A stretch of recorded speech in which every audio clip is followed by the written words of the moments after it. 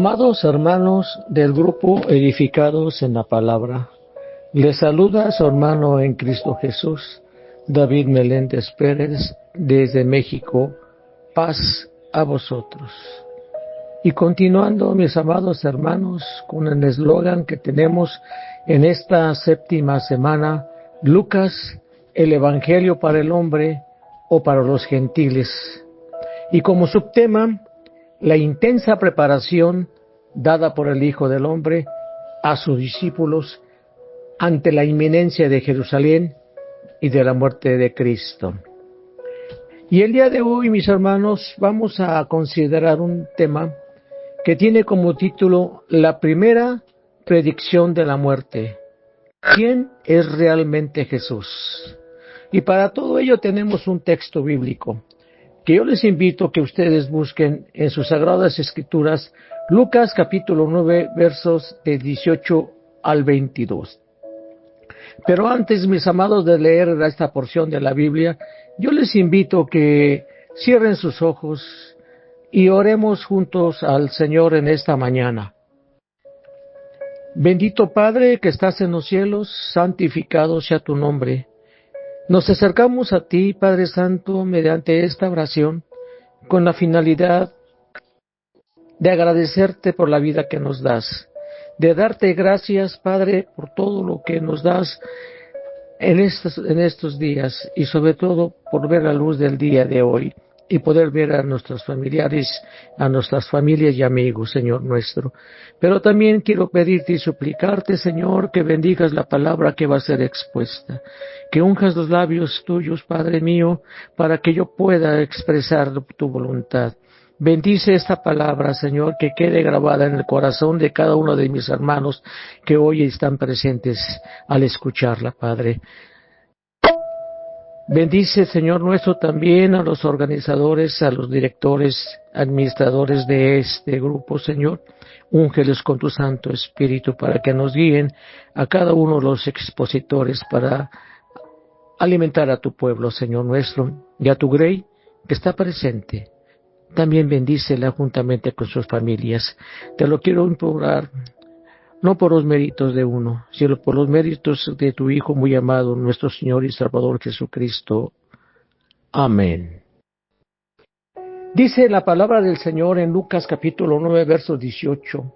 Aconteció que mientras Jesús oraba aparte, estaban con él los discípulos, y les preguntó diciendo, ¿quién dice la gente que soy yo?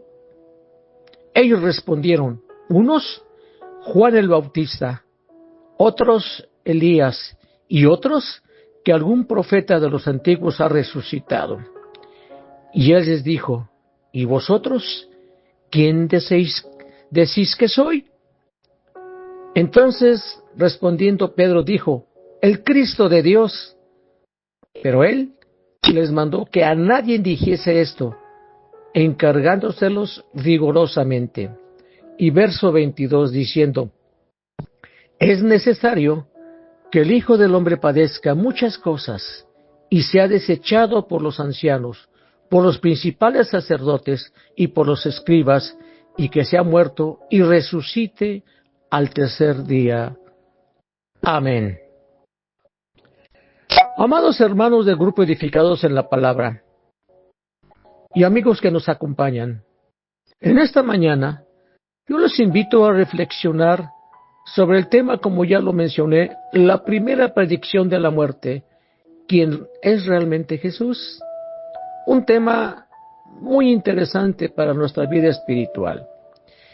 Y como ya lo leímos, el texto comienza diciendo, aconteció que mientras Jesús oraba aparte, aquí vemos a Jesús nuevamente orando al Padre, pidiendo fuerzas para resistir las severas pruebas por venir y soportar la severa carga de nuestros pecados. Asimismo, ora por tener una de las conversaciones más importantes con sus discípulos, ya que habían decidido ir a Jerusalén, según Lucas 9, verso 51. Amados hermanos, este es uno de los momentos más cruciales de la vida de Jesús, porque sabía muy bien lo que le esperaba allí en Jerusalén, enfrentar la muerte en una cruz por los pecados de los hombres. Además, tenía que decirles a sus discípulos algo que les costaría comprender y aceptar mediante una pregunta, la cual dice así: ¿quién dice la gente que soy? Con esta pregunta Jesús quería saber qué pensaba la gente de su persona, porque había mucha confusión sobre su persona y el propósito al hacer la pregunta era hacerles comprender quién era realmente. Lo que la gente creía es que Jesús es solo un gran hombre. Y como dice la Escritura, y como lo leímos, otros Juan el Bautista, pero algunos dicen que Elías y otros que uno de los antiguos profetas ha resucitado. Así nos describe el evangelista Lucas. Quienes creían que Jesús era Juan el Bautista, al igual que Herodes, pensaban que Juan Bautista hubiera resucitado en Jesús. Esto significaba que no sabían mucho sobre él, porque él y Juan eran contemporáneos y obraron al mismo tiempo. Algunos creían que Jesús era Elías. Afirmaban que Jesús era el mayor de los profetas y maestro de todos los tiempos, porque así era considerado Elías. Asimismo también, como estaba escrito, que Elías le precedería la venida del Mesías, según Malaquías 4:5, que dice: he aquí, yo os envío el profeta Elías, antes que venga el día de Jehová, grande y terrible. Y hasta el día de hoy, mis hermanos, los judíos esperan el regreso de Elías, el antecesor del Mesías. Por otro lado, el pueblo, quizás al ver a Jesús como Juan o Elías, esperaban un Mesías político, alguien que derrocara a los poderes corruptos que oprimían a todo Israel. Habían crecido en un ambiente en el que se esperaba que Dios Dios mandara un rey conquistador que llevara al pueblo de Israel a ser el dueño o el amo del mundo. ¿Quién dicen que soy yo? Estaba bien que los discípulos supieran lo que la multitud pensaba de Jesús, pero una cosa era que supieran y otra cosa que aceptaran la opinión popular, el de honrar a Jesús como un gran hombre. Es más, viendo al Mesías como el mayor de todos los hombres, y ese concepto que tenían los discípulos tenía que ser corregido. De no hacerlo así, los hombres serían condenados para siempre si ellos no lo entendían plenamente, mis hermanos. Pero Jesús tuvo que asegurarse de que la idea del pueblo no afectase y corrompiese el pensamiento de los discípulos, para lo cual Jesús tuvo que examinarlos y asegurarse que pensaran por su propia cuenta, rechazando las ideas falsas que los hombres tenían acerca de Jesús. Debían saber quién era Jesús, pero Jesús tuvo que preguntarles individualmente qué creían de él. Él les dijo: ¿y vosotros quién decís que soy? Verso 20, como ya lo leímos. La respuesta fue inmediata por parte de Pedro, quien seguramente le brillarían los ojos de emoción cuando hizo esa gran confesión, y al ser el vocero de todos los demás discípulos, declarando enfáticamente que Jesús era el Cristo de Dios. Pedro reconoce que Jesús es aquel que la gente estaba esperando y que viene a cumplir las promesas.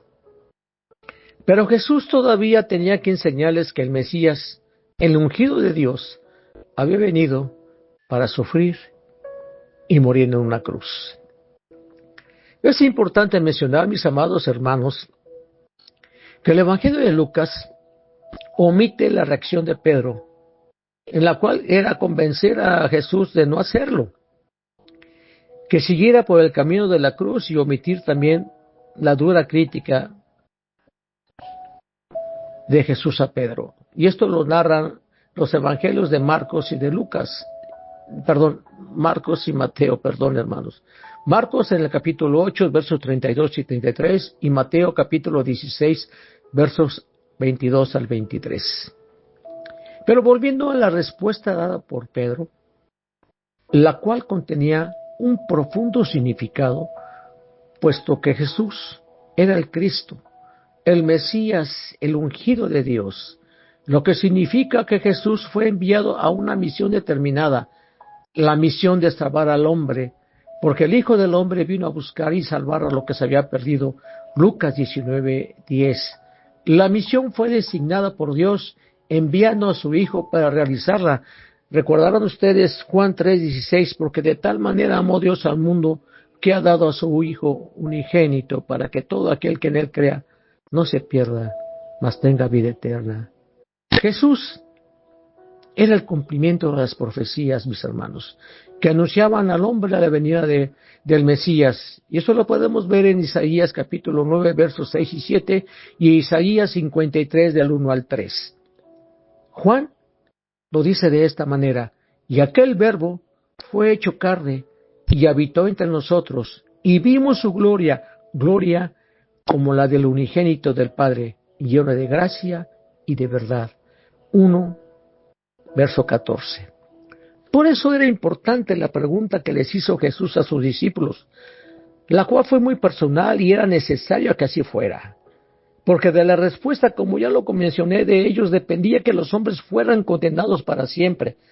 Sí, mis hermanos, la vida del hombre, su muerte y su destino estaba y dependían de cómo veían y confesaban a Cristo. Jesús no solamente era un hombre, como lo declaraba la mayoría del pueblo. Era mucho más que eso, mis hermanos, mucho más que esa idea. Él era el Cristo de Dios. Os digo que todo aquel que me confesare delante de los hombres, también el Hijo del Hombre lo confesará delante de los ángeles de Dios. Lucas 12, verso 8. Los versos siguientes, donde Jesús anuncia su muerte, su resurrección, por primera vez de las 3 veces que lo hace, dice: es necesario que el Hijo del Hombre padezca muchas cosas y sea desechado por los ancianos, por los principales sacerdotes y por los escribas, y que sea muerto y resucite al tercer día. Amados hermanos, Pedro tuvo que reconocer, después de su gran confesión, que no había comprendido nada de nada. Y también los otros discípulos reaccionaron con incomprensión cuando el Señor anunció su futuro, el futuro rechazo y crucifixión, y les dijo que su futuro en esta tierra no iba a ser un camino de rosas, como dice la frase, es decir, no iba a ser un camino fácil, placentero y de comodidad.